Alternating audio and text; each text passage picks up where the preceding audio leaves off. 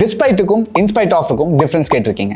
உங்களுக்கு மட்டும் இல்ல, நம்ம ஸ்டூடெண்ட்ஸ் நிறைய பேருக்கு இந்த டவுட் இருக்கு. கவலையை விடுங்க, இந்த வீடியோல நம்ம அதை கிளியர் பண்ணிடலாம். ஸோ இந்த டிஸ்பைட் அண்ட் இன்ஸ்பைட் ஆஃப் இந்த விஷயம் நம்ம எங்க யூஸ் பண்ணுவோம் அப்படின்னு பாத்தீங்கன்னா, ஒரு ஆக்ஷன் நம்மளை பண்ண விடாம தடுக்கிற இன்னொரு விஷயம் நடந்து கூட அந்த ஆக்ஷன் நம்ம பண்றோம் இல்லைங்களா, அந்த டைம்ல தான் டிஸ்பைட்டையும் இன்ஸ்பைட் ஆஃபையும் நம்ம யூஸ் பண்ணுவோம்.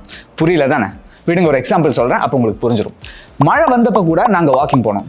மழை வந்தப்ப கூட நாங்க வாக்கிங் போனோம். இப்போ இந்த சென்டென்ஸ் நீங்க பாத்தீங்கன்னா, மழை வரப்ப நம்மளால வாக்கிங் போக முடியாது இல்லையா? நம்ம வாக்கிங் போகணும்னு நினைச்சாலும் மழை வந்தனால நம்மளால வாக்கிங் போகாம இருந்திருக்கலாம். கரெக்டா? அது தடுக்கிற மாதிரி ஒரு விஷயம் தான் இல்லைங்களா? அப்படி இருந்து கூட நாங்க வாக்கிங் போனோம் அப்படின்னு நம்ம சொல்றோம் இல்லைங்களா? அப்பதான் இந்த இன்ஸ்பைட் ஆஃபையும் டிஸ்பைட்டையும் நம்ம யூஸ் பண்ணணும். இது ஒரு சென்டென்ஸ்ல எப்படி யூஸ் பண்ணலாம் அப்படிங்கறத பார்ப்போமா? Despite the rain, we went for a walk. Despite the rain, we went for a walk. In spite of the rain, we went for a walk. In spite of the rain, we went for a walk. So இந்த டிஸ்பைட்டுக்கும் in spite ஆஃபுக்கும் ஒரே வித்தியாசம் தான், of use பண்ணக்கூடாது, அவ்வளவுதான். ஓகேங்களா? So உங்களுக்கு இந்த difference, இந்த கன்ஃபியூஷன் உங்களுக்கு கிளியரா இருக்கும் அப்படின்னு நான் நம்புறேன். இதே மாதிரி உங்களுக்கு என்ன டவுட் இருந்தாலும் கீழே காமெண்ட்ஸ்ல மென்ஷன் பண்ணுங்க. நெக்ஸ்ட் வீடியோல அந்த டவுட்ஸ் நான் கிளியர் பண்றேன். Learn and level up with Englishpartner.